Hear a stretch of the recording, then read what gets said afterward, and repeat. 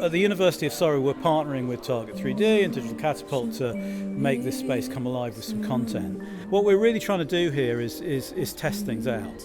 So we figured, well, let's put someone who looks great in front of camera and can move in front of camera. And so it became more than a camera test.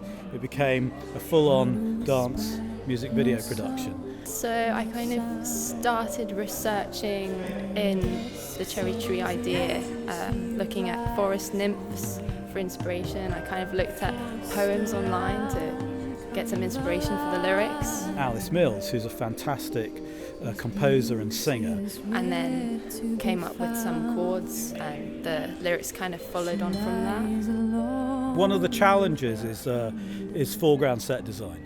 So getting Abby Cornwell on board to start actually making a floor and making some plants which matches a backdrop. I've experienced green screen studios and stuff, but never anything like this big or with this technology. And when I first found out about it, I was really excited and interested. The first project being this music video and the cherry blossom trees, I was so excited to get my hands on all the plants and the fake grass and everything. So we've got our environment artist who's Nazi as a man, and she can do amazing things with environment art. I work as an Unreal Engine environment artist, so I usually make the backgrounds that we see back here. We're using the word dusk, so that's why we went for a dusk lighting, kind of golden hour, but also kind of this magic realism, so using more pinky sunset tones as well. Of course, Boyan Brabor is a pro cinematographer, a very well regarded director of photography. The idea of the project is that it's a kind of mystical fairy dance piece, and we're trying to create this virtual world where this dancer dances through these cherry blossom fields, these trees. And obviously it was kind of difficult to do that in real life, so we're using the virtual production stage to create this world and to create it in real time so that we don't have to do green screen compositing and kind of figure stuff out later, but actually do everything in camera on the day. Mancy Harvey, who's a graduate from the dance course at University of Surrey. It's really cool to see how they can make anything real and how reality is placed into a space indoors. And it's very cool to see how they can change atmosphere, climate, temperature in just one little space. It's so different from outdoors, because outdoor you have to wait for the climate, you have to wait for the lighting, the setting, but here we don't really have to care about the environment, you can just make it. It's about getting that integration with the technical team and the facilities team here with the creative teams and the creative crew.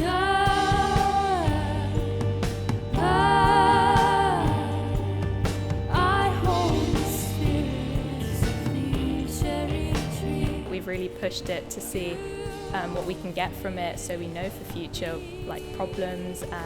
We've already found a lot of problems and solutions to them, so it's been really, really productive and helpful, especially with the lenses and with Unreal projecting onto the screen as well. So it definitely helps to actually see the scene and to light to the scene in front of you, rather than lighting to a green screen and then hoping that it'll work out and match the scene in post-production a few months down the line.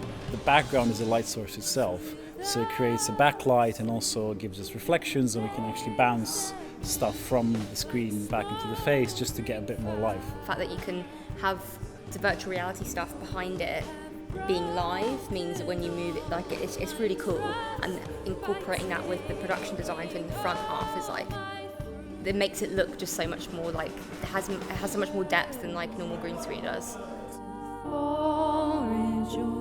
I think I've definitely got a favourite for outdoor environments, so I love nature, but I also love this kind of hyper-realism, kind of dreamy, magic-y kind of, just something big and grand. I think that's what is really good about virtual production, is that you make stuff that you can't really find in real life. For the cherry blossom trees that we're using, I had to kind of make sure the lighting matched it, because it's all got to look like one coherent piece. I've been in touch with Alice from the beginning about how the song's going to be structured, what's the content's going to be like, what is the mood. The rhythm's really important for someone who's dancing, so having contrasts in rhythm, so the start's more soft and slow, and then the drums build throughout. We've just tried to work alongside each other and get a grasp of the feeling of the song, of the character. And right now I'm just channeling whatever she wants, whatever the team wants. It's not a case of just putting anything on the screen and you can just match it. You have to see what setup you have in front of the screen, how many lights you have and what you can do. I can adapt my movements to the space. I can like play around with the grass or the greenery because everything at the back is like so real. So I can just be free to move.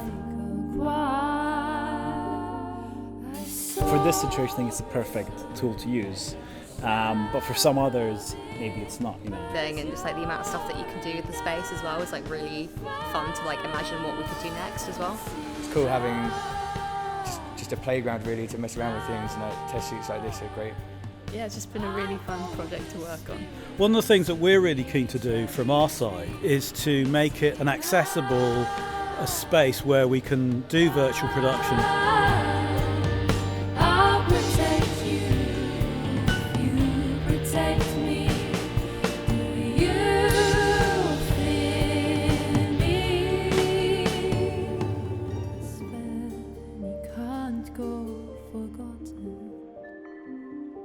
Your fingertips stained by